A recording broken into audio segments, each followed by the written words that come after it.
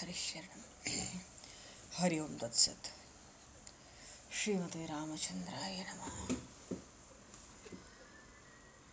नमः परमहंसाय स्वादितचरणकमलचिन्मकरन्दाय भक्तजनमानसनिवासाय श्रीरामचन्द्राय नमः। वंशीविभूषितकरान्नवनीरदाभात् पीताम्बरादरुणबिम्बफलाधरोष्ठात् पूर्णेन्दुसुन्दरमुखादरविन्दनेत्रात् कृष्णात् परं किमपि तत्त्वमहं न जाने। वसुदेवसुतं देवं कंसचारूढमर्दनं देवकी परमानन्दं कृष्णं वन्दे जगद्गुरुं। गङ्गातरङ्गरमणीय जटाकलापं गौरीनिरन्तरविभूषत वामभागं नारायणप्रियं अनङ्गमदापहारं वाराणसीपुरपतं भज विश्वनाथं। प्रह्लादनारदपराशरपुण्डरीक व्यासि अम्बरीशशुकशौनकभीष्मदालभ्यान् रुक्माङ्गद अर्जुन वसिष्ठ विभीषणादीन् एतानहं परं भागवतान् नमाम्यहम्। भक्त भक्ति भगवंत गुरु चतुर्नाम वपुए तिनके पद वंदन किए नाशहि विघ्न अनेक। बंदहु गुरुपद गंज कृपा सिंधु नररूप हर महामोह तम पुंज जासु वचन रवि कर।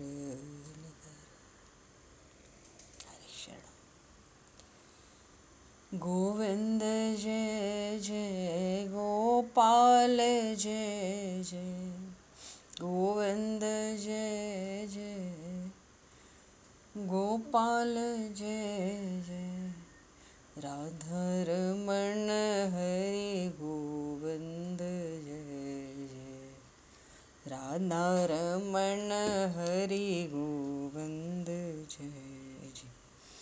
श्री राम जय जय ऋषिकेश जय जय श्री राम जय जय ऋषिकेश जय सीतारमण राम रघुनाथ जय जय सीतारमण राम रघुनाथ जय। गोविंद जय जय गोपाल जय जय राधारमण हरि गोविंद जय जय। श्री राम जय जय ऋषिकेश जय जय सीतारमण राम रघुनाथ जय जय राधारमण हरि गोविंद जय जय सीतारमण राम रघुनाथ जय जय।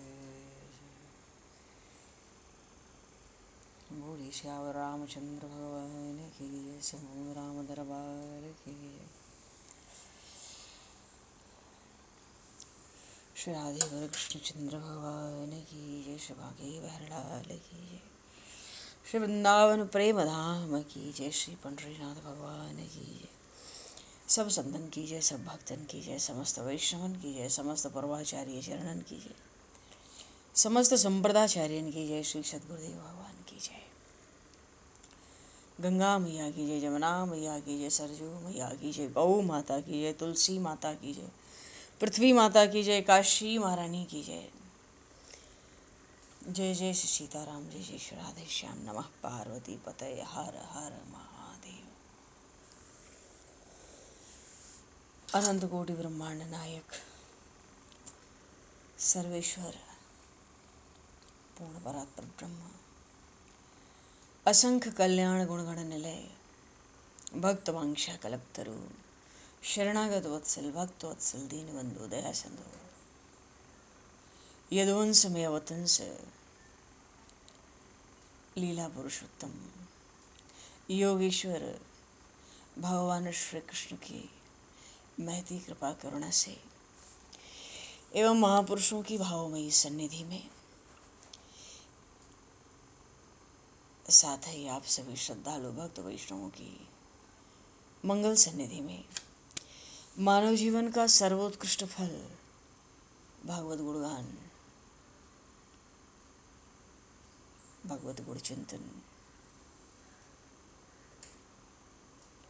का आनंद हम सभी आज से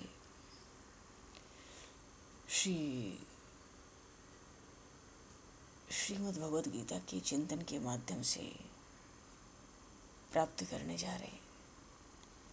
सर्वप्रथम आप सभी भक्तजनों के श्री चरणों में भगवत भाव से सादर वंदन, सादर नमन। आप सभी को यथा योग्य जय श्री राम, जय जय श्री राधे, हरि शरणम, जय श्री जय हो।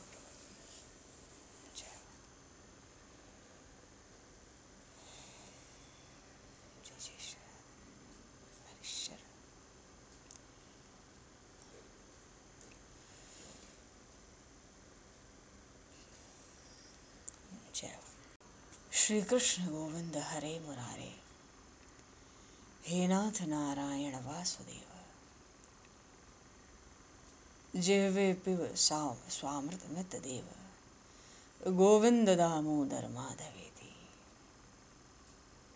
श्री रामचंद्र चरणौ मनसा स्मरामि, श्री रामचंद्र चरणौ वत्सा गृह्णामि, श्री रामचंद्र चरणौ सरसा नमामि, श्री रामचंद्र चरणौ शरणं प्रपद्ये।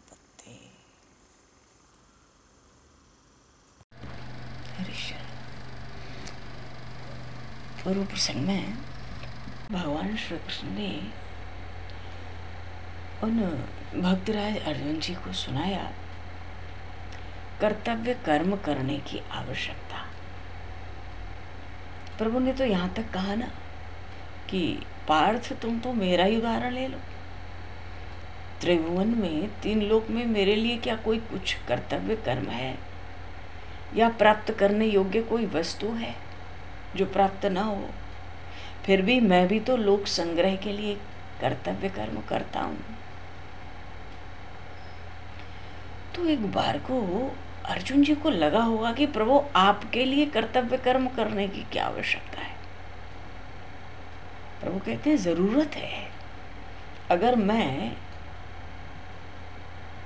कर्तव्य कर्म न करूं, प्रमाद में रहूं, तो मनुष्य सब प्रकार से मेरे ही मार्ग का तो अनुसरण करेंगे, तो मनुष्य भी कर्तव्य कर्म करना छोड़ देंगे। अर्जुन जी ने यहाँ तक पूछा, भगवान सब कर्तव्य कर्म करना छोड़ देंगे तो क्या होगा? क्योंकि भीतर बना है कि मुझे युद्ध नहीं करना है, मेरा मन नहीं है।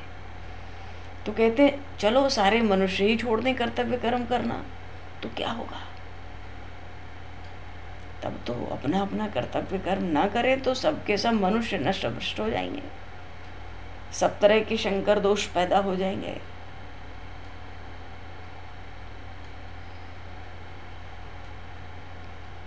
सारी प्रजा ही नष्ट हो जाएगी।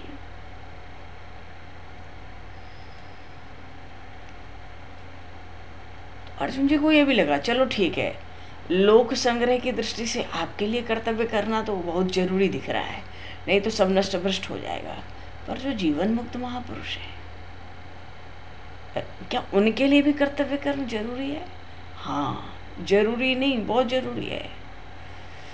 जैसे जो सकाम कर्म करते हैं, जो अज्ञान में रह के कर्म करते हैं, अपने को कर्ता मान के, तो कामनाएं भीतर होती हैं, कर्तापन का भाव होता है, कितने तत्पर होके कर्म करते हैं। ऐसे ही महापुरुषों को, जीवन मुक्तों को भी आसक्ति से रहित होकर बड़ी तत्परता के साथ लोक संग्रह करना ही चाहिए। दूसरों को सन्मार्ग पर लाना ही चाहिए, और दूसरों को सन्मार्ग पर वही तो लाएगा जो स्वयं उस आचरण में प्रवृत्त होगा।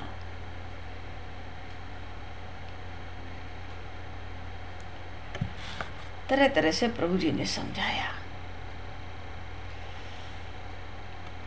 बात तो समझ आई, कर्तव्य कर्म बड़ा आवश्यक है।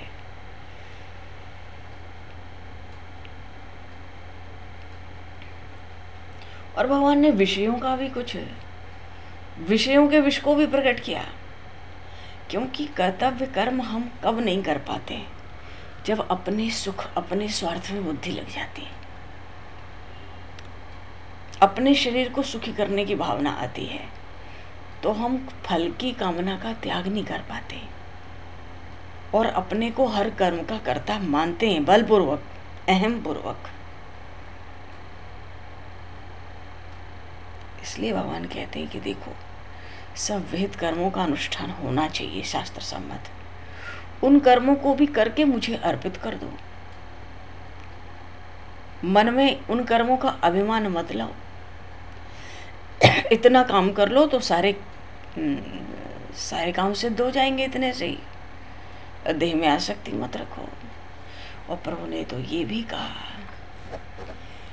ये में मत इदम नित्यम अनुतिष्ठन्ति मानवाः श्रद्धावन्तो न सूयन्तो मुच्यन्ते तेपि कर्मभिः।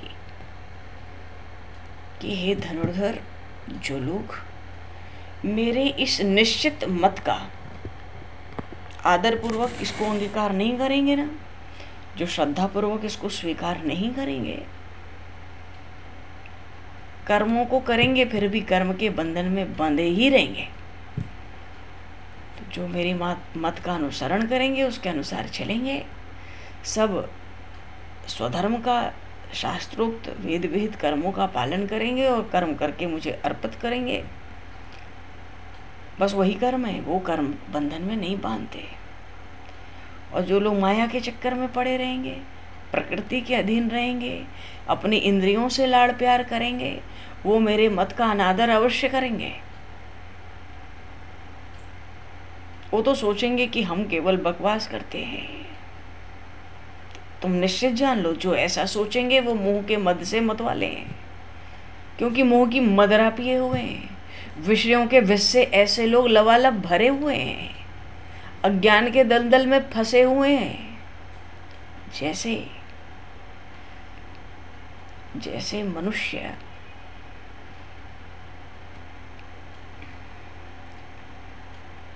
जैसे कोई मरा हुआ मनुष्य हो और उसके हाथ में कोई रत्न रख दिया जाए तो बेकार ही जाता है ना, वो तो बेकार जाता है रखा हुआ रत्न। अब मानो कोई जन्म से ही अंधा हो, उसको कोई कहे कि भाई सुबह हो गई, प्रभात हो गया, उसको विश्वास ही नहीं होता, उसने कभी प्रभात देखा ही नहीं।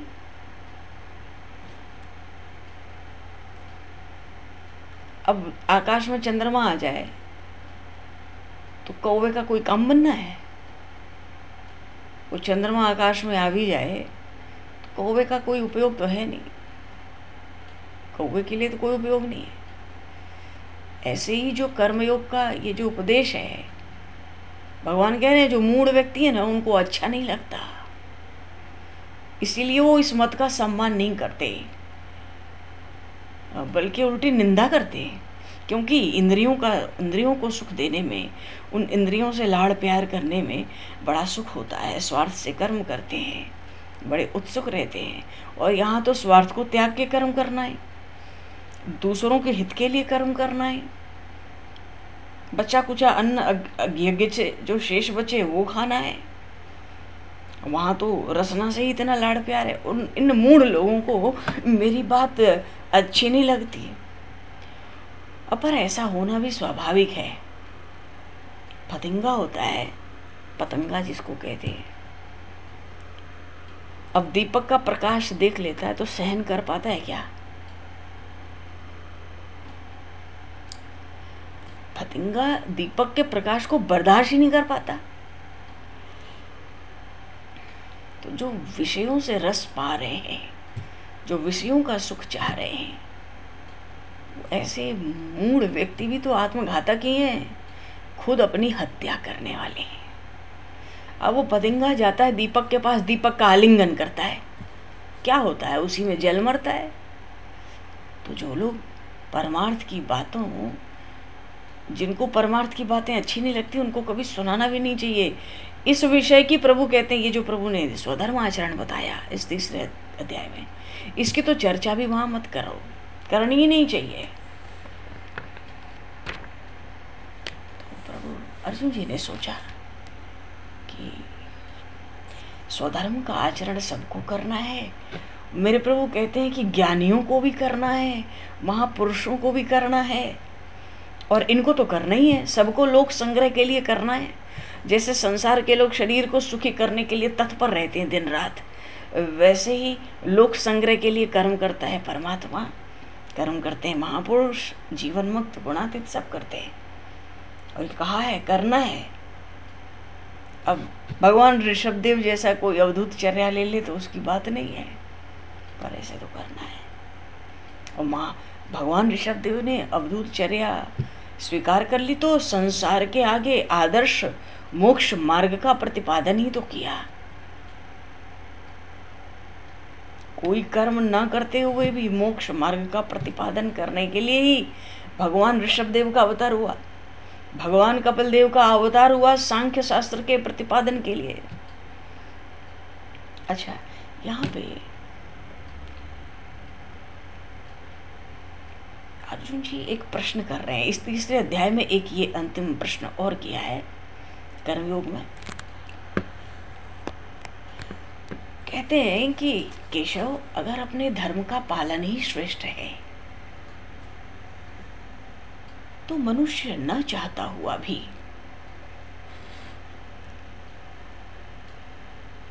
बलपूर्वक लगाए हुए के समान, जैसे मानो न जाने किससे मनुष्य प्रेरित हो जाता है या विवश हो जाता है कि धर्म का ही पालन श्रेष्ठ है, और ये बात मनुष्य जानता भी है, फिर भी वो अधर्म करता है, पाप का आचरण करता है। मानो वो अधर्म का आचरण, पाप का आचरण बलपूर्वक उससे कोई कराता हो। अथ केन प्रयुक्तो यम पापम चरितः पुरुषः बलादिव नियोजिता है। मानो कोई बल। अर्जुन जी पूछ रहे हैं, हे देव ऐसा क्यों होता है? देखने में आता है ज्ञानियों को तो बड़ा ज्ञान है धर्म का, उनकी भी स्थिति बिगड़ी हुई दिखती है, और कभी कभी वो भी सन्मार्ग में इधर उधर भटकते दिखाई देते हैं। और जो लोग सर्वज्ञ हो चुके हैं, क्या ग्रहण करना है क्या त्याग करना है यथार्थ ज्ञान है, फिर भी स्वधर्म को छोड़कर कभी कभी मालूम पड़ता है अधर्म में प्रवृत्त होते हैं। अब जैसे कोई अंधा हो, अब अंधे को कोई कहे भैया बीज अलग करो, भूसा अलग करो, छांटो,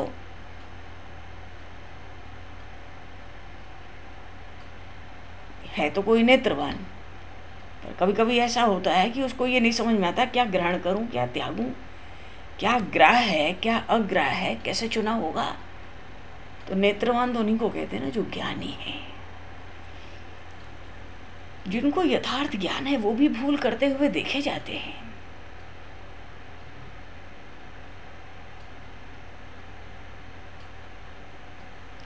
कुछ लोग तो जंगल में भी निवास करते हैं, वन में, फिर आके पीछे से जनपद में रहने लगते हैं, नगर में। और कुछ लोग तो बलपूर्वक पापों से बचने के लिए वन में बैठ जाते हैं, जाके जंगल में छिपकर बैठे रहते हैं, और मालूम पड़ता है न जाने किसके बल से किस प्रेरणा से वो पाप में लग जाते हैं। मानो मन जिस चीज से घृणा करता है वही चीज मन को घेर लेती है, चिपक जाती है। और कोई उस मन को उस समय मनाने की चेष्टा करे तो उल्टे झगड़ने लगता है वो मन। अर्जुन जी कह रहे हैं देखने में तो ऐसा मालूम पड़ता है कि इन ज्ञानी जनों पर भी बल का प्रयोग हुआ है। तो मैं ये जानना चाहता हूँ केशव, वो बल का जो प्रयोग होता है जाने अनजाने, वो बल की वो सामर्थ्य किसमें है? न चाहते हुए भी अधर्म में पाप में प्रवृत्त होना। मानो बलपूर्वक मनुष्य जानता था पाप है, पर वो विवश होके किसी प्रेरणा बल से वो लग गया, फिर पाप में प्रवृत्त होके पीछे उसको मालूम पड़ता है रे तो पाप है। तो अर्जुन जी कह रहे हैं, हे ऋषिकेश आप बताओ कि इसका क्या कारण है। तो भगवान ने, श्री भगवान उवाच काम एष क्रोध एष रजो गुण समुद्धवः महाशनो महापाप्मा विधेन में वैरिणम। बात तो यह है कि ये जो रजोगुण से उत्पन्न होने वाला काम है, काम का अर्थ है कामना, सकामता, ये ही पाप करने वाला है। अर्जुन, ये रजोगुण से उत्पन्न होने वाला जो काम है, इसी को तू पाप कराने वाला समझ, क्योंकि इसी काम से क्रोध पैदा होता है। फिर काम कभी भी तृप्त नहीं होने वाला है, महापापी है। तो मुझे तो लगता है कि इस तू जो प्रश्न करता है कि ये बलपूर्वक अधर्म में पाप में कौन प्रवृत्त करता है, वो किसकी सामर्थ्य है, मुझे लगता है वो काम की ही सामर्थ्य है।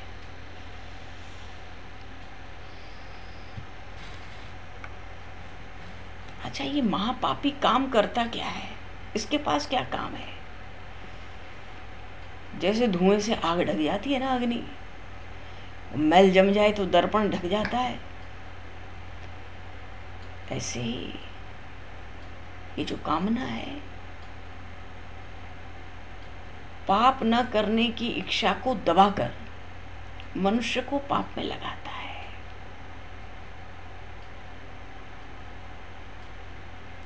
और जो विवेकी साधक है उनका तो नित्य वैरी है, क्योंकि काम के द्वारा मनुष्य का विवेक ढक जाता है। कामेश क्रोधेश रजोगुण समुद्भव। भगवान श्री कृष्ण सबके हृदय कमल में विश्राम करने वाले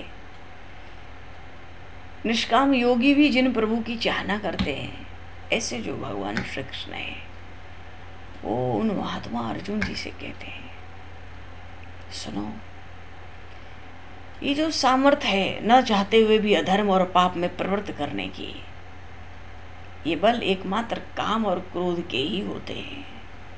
क्योंकि काम क्रोध में इन दोनों को काम और क्रोध दोनों को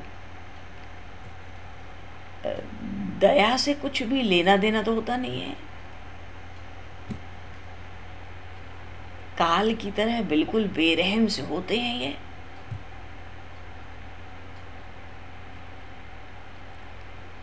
जैसे धन के ऊपर सर्प बैठा रहता है उसको ढक के, वैसे ही ज्ञान को ढक के इसके ऊपर ये बैठे रहते हैं सर्प की तरह।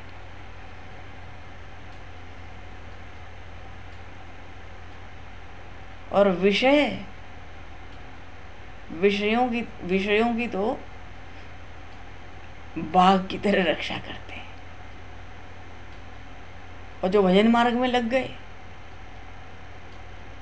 उनकी तो लूट खसोट करने वाले मानो प्राण घातक डोंग की तरह हैं। और जो देह का किला है ना हमारे, उसके लिए तो पत्थर की तरह है ये काम करो। और जहाँ इंद्रियां सब रहती है ना, वहां तो परकोटे की तरह एकदम बांध के रखते हैं इंद्रियों को अपने वश में। तो अविवेक का दोष इन्हीं से तो आता है, काम क्रोध से। मानो फिर तो सारे संसार पर इनका आधिपत्य हो गया। मन के रजोगुण से तो ये उत्पन्न होते हैं। जब बाह्य कर्मों से जितना जीव को वैराग्य होता जाएगा, इनका व्यापार धीरे धीरे अपने आप बंद हो जाता है। लेकिन जब तक प्रवृत्ति है बाहर, और संसार में तो सब प्रवृत्ति बाहर ही दिख रही है, तो इन्हीं का आधिपत्य हुआ। आसुरी संपत्ति से बनते हैं। इन काम क्रोध का पालन पोषण कौन करता है? अविद्या, अज्ञान। तो इनका जो जन्म स्थान है रजोगुण समुद्भव, रजोगुण ही है, पर लगता है इनको तमोगुण बड़ा प्यारा है। तमोगुण को भी ये बहुत प्यारे हैं। इसलिए तमोगुण ने प्रमाद और मोह के कारण, तमोगुण में जो प्रमाद, आलस, प्रमाद कहते हैं आलस करने को, और मोह तो मैं मेरा है। तो तमोगुण को बड़े प्यारे हैं काम क्रोध। तो तमोगुण की जो गद्दी है ना, उस गद्दी का नाम है आलस और मोह। तो अपनी गद्दी तमोगुण ने तो इनको अर्पित कर दी है, काम क्रोध को। तो जो जीवन धारण करने वाले जीव हैं, सब जीवों के शत्रु हैं। हाँ, ये जो मृत्यु लोक है, पृथ्वी लोक, यहां पर इनका बड़ा मान सम्मान है।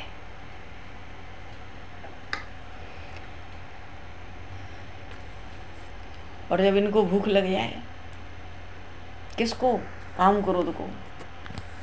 मानो काम और क्रोध प्रकट होना चाहते हो, भूख का अर्थ है सब जगह प्रकट करो इनको। जब इनको भूख लग जाए तो सारा संसार एक कौर के भी बराबर नहीं होता है, इतना बल है इनमें।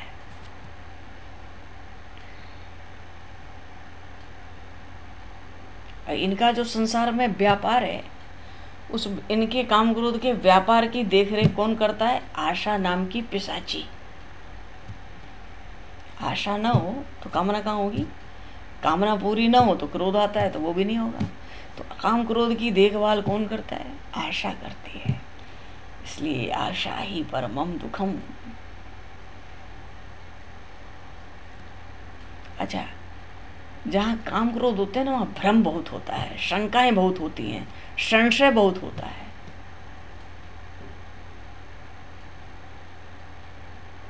तो मानो काम क्रोध को भ्रम भी बड़ा प्यारा है।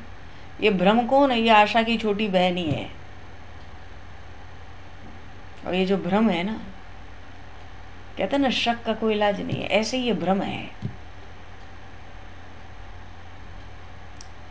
भ्रम जब तक, भ्रांति कह लो, भ्रांति जब एक बार भी अपनी मुट्ठी खोलेगी ना, तो कुछ न कुछ तो दबोचना अवश्य चाहती है। और जब वो मुट्ठी खोलती है और दबोचना चाहती है भ्रांति, तो 14 भुवन का भी पता नहीं चलता। ये वो योगेश्वर नाथ श्री कृष्ण कह रहे हैं, ऐसी है ये भ्रांति, 14 भुवन दबोच ले एक मुट्ठी में चाहे तो।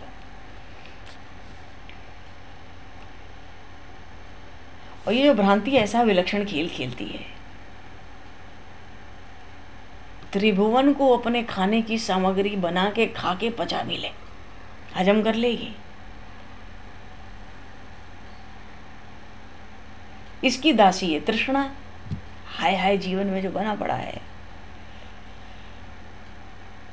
अब छोड़ो, ये कथा तो बड़ी लंबी है जी। इनका परिवार, काकभूषुंडी जी ने रामचरितमानस में मानस रोगों को गाया था। क्या यहाँ मानस रोग गाने, ये तो सब खा के भी। एक महापुरुष कहते थे, अरे तृष्णा अब तो बुढ़ापा आ गया, अभी न जाने तू और कितने कुकर्म मुझसे कराएगी, अब तू मुझे छोड़ के जाती क्यों नहीं। तो ऐसी है ये तृष्णा, भ्रांति की दासी है। अच्छा, काम क्रोध का, मोह के घर में ही तो मान सम्मान है। जहां मैं मेरा का मोह है, जहां ज्ञान है, वहां बड़ा मान सम्मान है।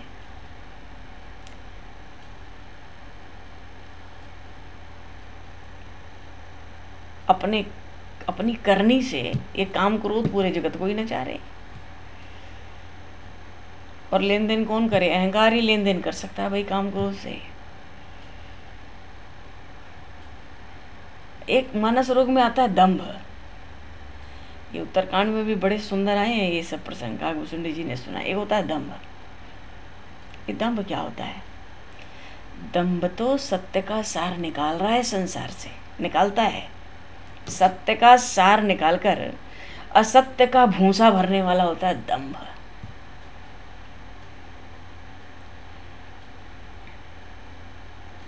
और शांति तो बड़ी साध्वी है भाई, माया है भिखारिणी, तो दम्भ जो है शांति को तो लूट ले, और भिखारिन ये जो माया है इसका श्रृंगार करने बैठ जाए कहो तो। इसीलिए तो सब साधुओं के समूह भी नष्ट हो रहे हैं। सब साधुओं के समूहों को भ्रष्ट कर दिया है इसने।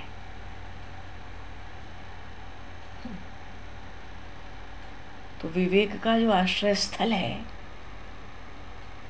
हमारी चेतना में, वहां तो ताला ही तोड़ दे कहो तो। और वैराग्य जैसे शरीर के चमड़े को उधेड़ डाले। संतोष का वन लगे तो उसको काट डाले।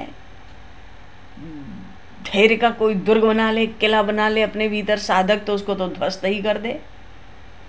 किसी के भीतर आनंद का संचार हो जाए तो आनंद जैसे पौधे को उखाड़ कर ये फेंक दे। ये काम क्रोध का यही काम है। कब प्रकट हो जाते हैं पता नहीं। तो भीतर का जो सुख है उसके तो नामो निशान को मिटा दिया इन्होंने। जिस शरीर में आकर लगे ना, उस शरीर से, उस जीव से चिपक जाते हैं, पर छोड़ते ही नहीं है। ऐसा चिपकते हैं कि अगर ब्रह्मा आदि देवता इनको खोजना चाहे ना, ये कहाँ गए काम क्रोध, ये किसी के हाथ नहीं लगेंगे। ऐसा चिपक जाते हैं भीतर। मानो खोज के मिलने वाले तो है नहीं है कि खोज के मिल जाए किसी को। ये रहते कहाँ है? जो भीतर में सच्चिदानंद घन परमात्मा है ना, जिसको चैतन्य कहते हैं,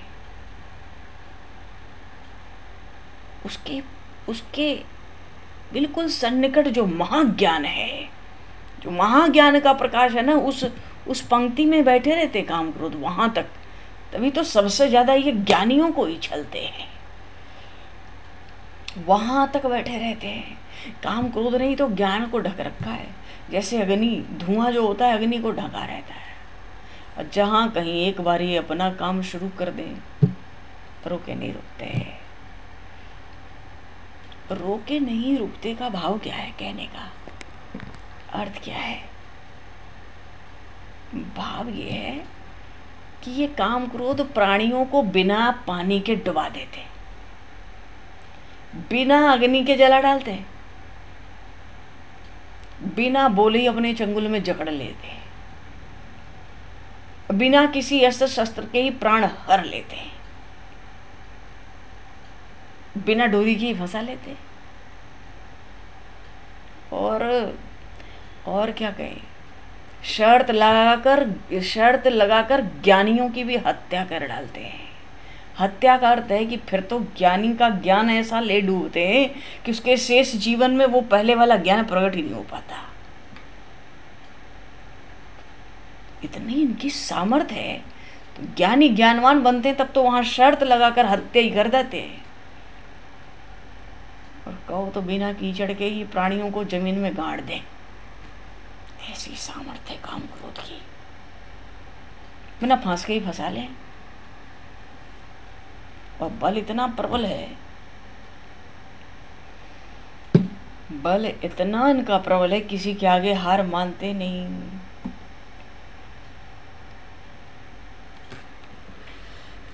अब चंदन होता है ना, चंदन की जड़ में सर्प लिपटा रहता है। सर्प को उस चंदन की तो चाहना बनी रहती है, वहीं लिपटा रहता है।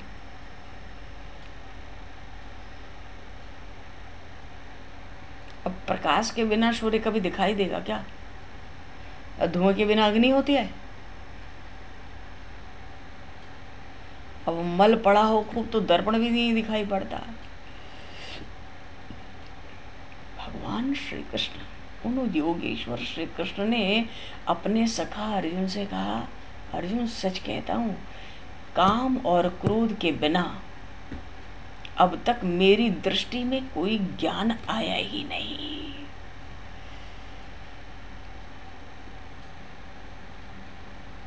जैसे जो बीज होता है, उत्पन्न होता है तो छिलके के साथ ही तो उत्पन्न होता है। बिना छिलके के तो बीज उत्पन्न नहीं होता। कुछ न कुछ तो छिलका उस बीज के ऊपर रहता ही है। भगवान श्री कृष्ण कहते हैं काम और क्रोध के बिना अब तक मेरी दृष्टि में कोई ज्ञान ही नहीं आया।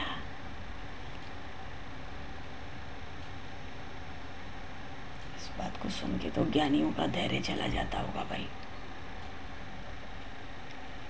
आवृत्तम ज्ञान में तेन ज्ञानिनो नित्य वैरिणा काम रूपेण कौन्तेय पुष्पेण नलेन च।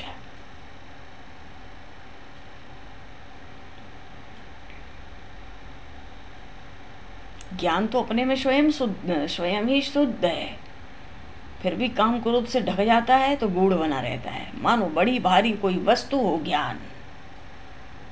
ज्ञान की प्राप्ति बड़ी कठिन मालूम पड़ने लगती है।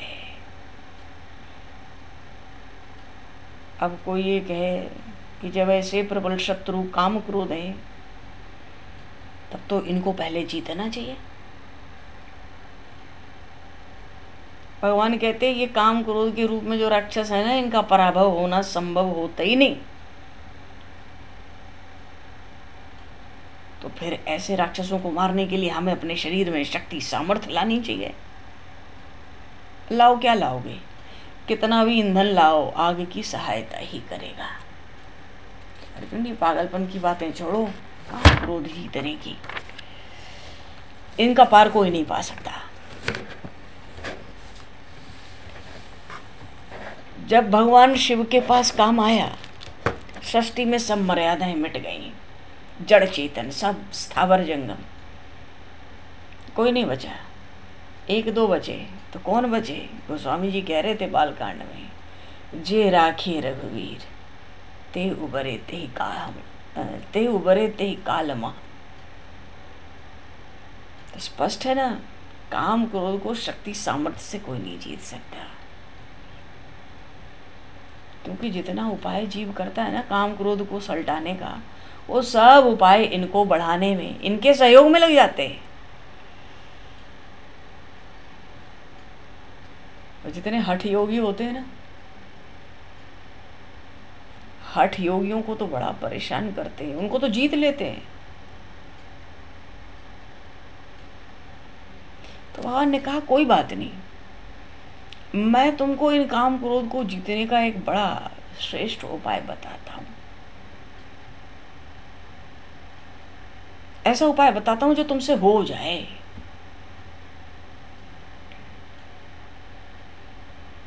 देखो, काम और क्रोध का जो मूल निवास है वो है इंद्रियों में। ये इंद्रियों में बैठे रहते हैं, आंख में, कान में। अच्छा, आंख में कैसे? पता नहीं क्या देख के क्रोध आ जाए, पता नहीं क्या देख के भीतर काम प्रकट हो जाए, न जाने कानों से क्या सुनकर क्रोध आ जाए और क्या सुन के बहुत बढ़िया लग जाए, कामनाएं जागृत होने लगे, वाह वाह और बोलो और सुनाओ। कहने का भाव है जितनी भी इंद्रियां हैं, सब इंद्रियों के भीतर ये काम क्रोध रहते हैं। इनका अलग से तो कोई घर है नहीं, कोई जगह मिली नहीं है। इंद्रियों के भीतर, इंद्रियों में निवास करते हैं। इनकी जड़ इंद्रियों में ही है, भले बाहर कभी दिख जाए, बाहर प्रकट हुए, मूल रूप से अपनी जड़ जमाए हुए इंद्रियों के भीतर। क्यों इंद्रियों में घुसे रहते हैं ये? क्योंकि जो कर्म होता है इंद्रियों से होता है ना, वहीं बैठे रहेंगे भाई। जो कमरे के अंदर बंद रहे, जो कमरे के भीतर होगा वही तो कमरे से बाहर आएगा। तो इंद्रियां कर्मों में प्रवृत्त करती हैं जीव को, इसलिए इंद्रियों में बैठे रहते हैं। जब चाहो सब प्रकट हो जाओ।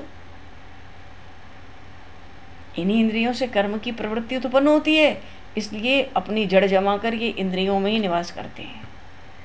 तो इनको जीतने का श्रेष्ठ उपाय यही है, इंद्रियों को ही अपने अधीन रखो।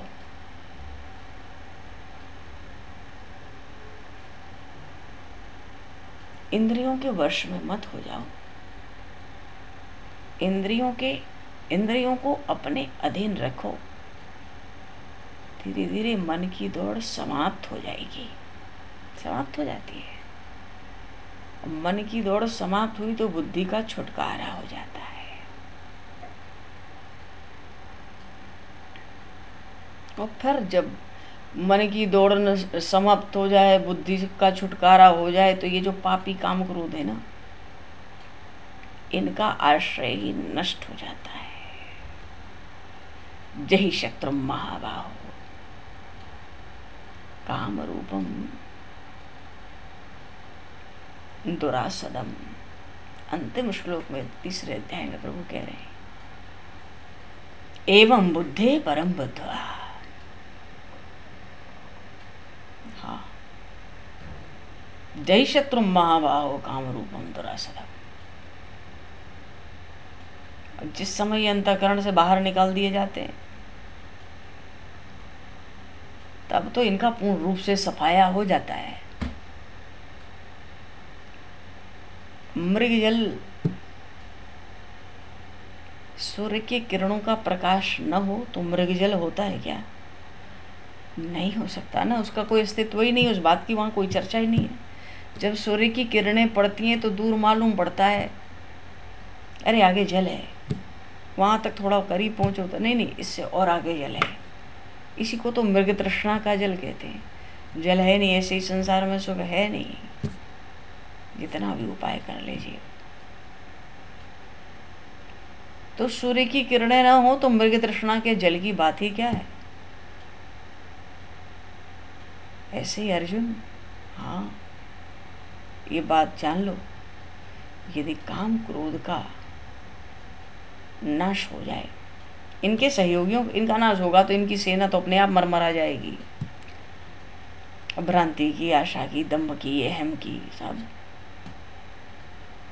यदि काम क्रोध का नाश हो जाए तो ब्रह्म ज्ञान का साम्राज्य अपने आप मिल जाता है। फिर तो जीव अपने आत्मानंद में सुखपूर्वक रहता है, दिव्य सुख का उपभोग करता है।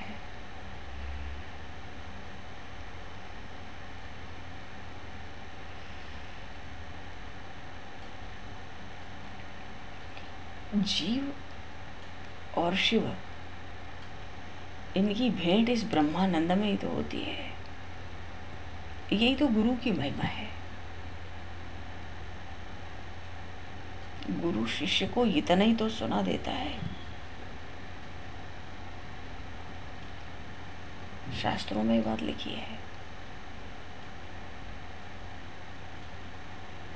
गुरु शिष्य को जीव और शिव की भेंट करा देता है। मानो ब्रह्मानंद के साम्राज्य में लाकर आत्म सुख के साम्राज्य पर बिठा देता है। और बैठ के वो जीव विचलित ही नहीं होता। क्यों? अंधकरण से ही काम क्रोध का सफाया हो गया। अच्छा, ये सारी बातें तो वो संजय महाराज धृतराष्ट्र को सुना रहे ना। अचानक संजय कहने लगे, महाराज सुनिए, जो समस्त सिद्धों के राजा हैं, जो देवी लक्ष्मी के स्वामी हैं, जो देवों के देव भगवान श्री कृष्ण हैं, मैं सच कहता हूं, ये सारी की सारी बातें वो कहते हैं।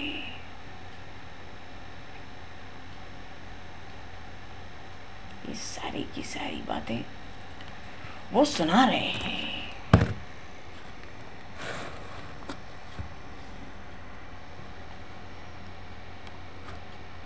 ये भगवान श्री कृष्ण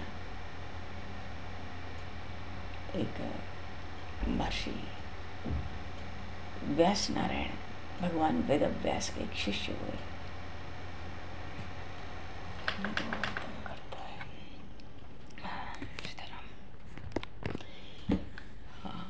हाँ, भगवान वेद व्यास के एक शिष्य हुए।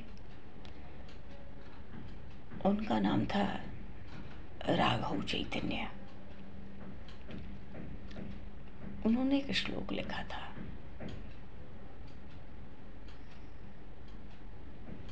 तीन चार हजार वर्ष की उनकी आयु तो थी ही, और थी क्या, अभी भी हैं, ऐसे सिद्ध हैं। राघव चैतन्य जी ने एक श्लोक लिखा था, भगवान श्री कृष्ण के निमित्त उनके इष्ट देव। श्लोक क्या लिखा था, बड़ा मधुर श्लोक है।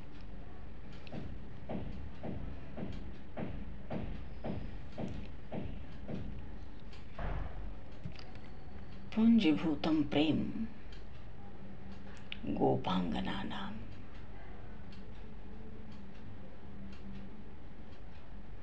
अरे संजय का वश चलता तो बहुत कुछ सुनाते महाराज धृतराष्ट्र को, पर जानते हैं श्री कृष्ण को ये धृतराष्ट्र बिल्कुल पसंद नहीं करता, तो थोड़ी सी ही प्रशंसा करके उनका गुणगान करके चुप हो गए बेचारे।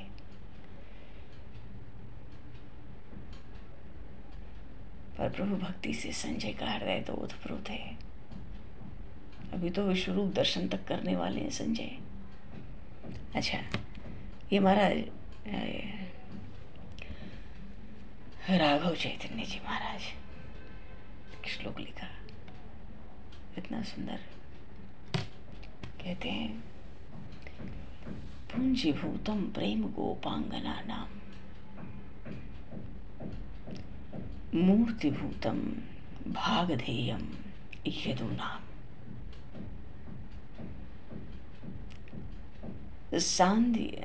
सांद्रीभूतम गुप्त वृत्तम श्रुतीनाम,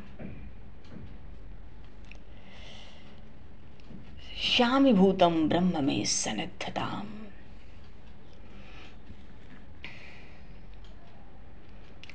मानो इन भगवान श्री कृष्ण के लिए महाराज श्री राघव चैतन्य जी महाराज कहते हैं,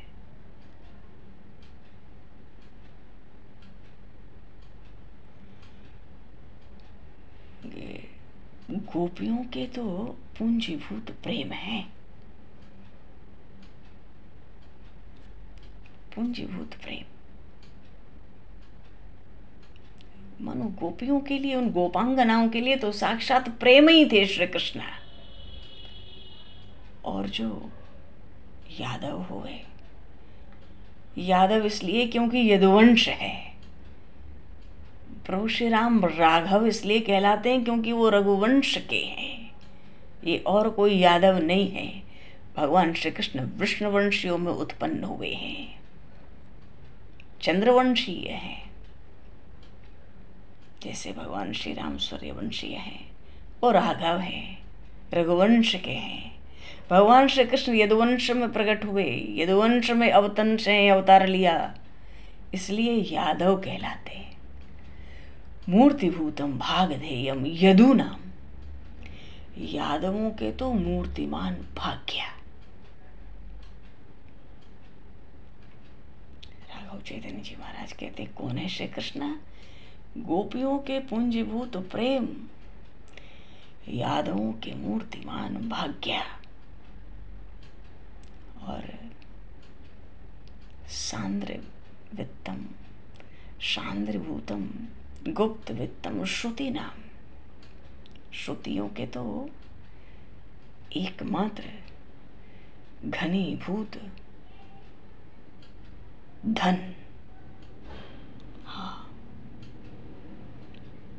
वेदों के एकमात्र घनीभूत धन है श्री कृष्ण।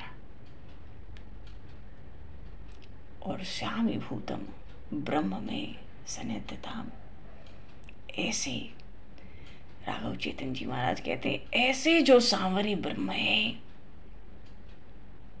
ऐसे जो सांवरे ब्रह्म है वो निरंतर मेरे समीप रहे।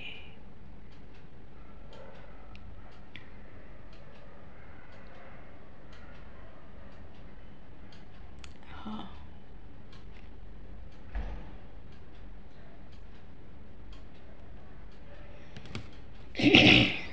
बोलिए श्री कृष्णचंद्र भगवान की जय।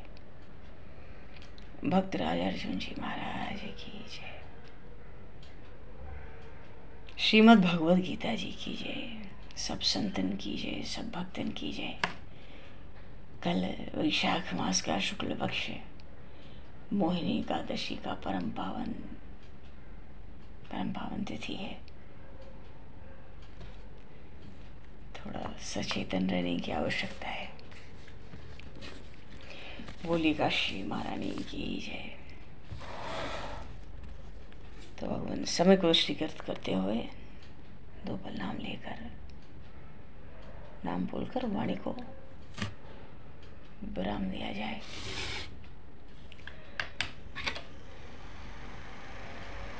गोविंद गोविंद गोविंद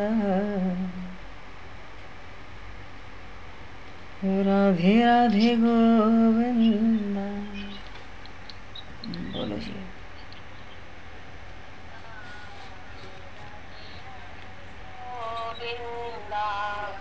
गोविंद गोविंद गोविंद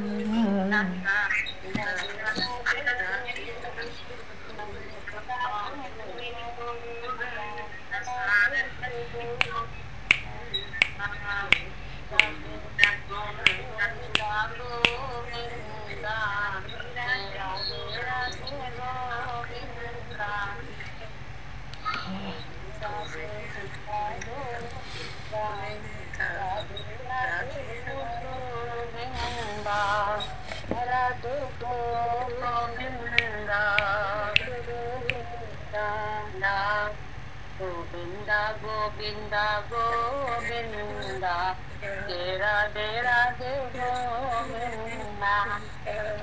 गोविंदा गोविंदा गोविंदा राधे राधे गोविंदा।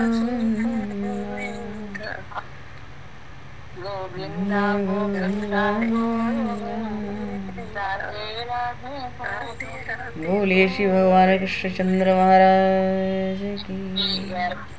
भगवान समय को दृष्टिगत करते हुए यही भरवाणी को विराम, वाक्य पुष्पांजलि प्रभु जी के श्री चरणों में सादर समर्पित। आप सभी को यथा योग्य जय श्री राम, जय जय श्री राधे, जय श्री राम, जय श्री राम, राधे राधे, हरि श्री राम, जय गुरुदेव।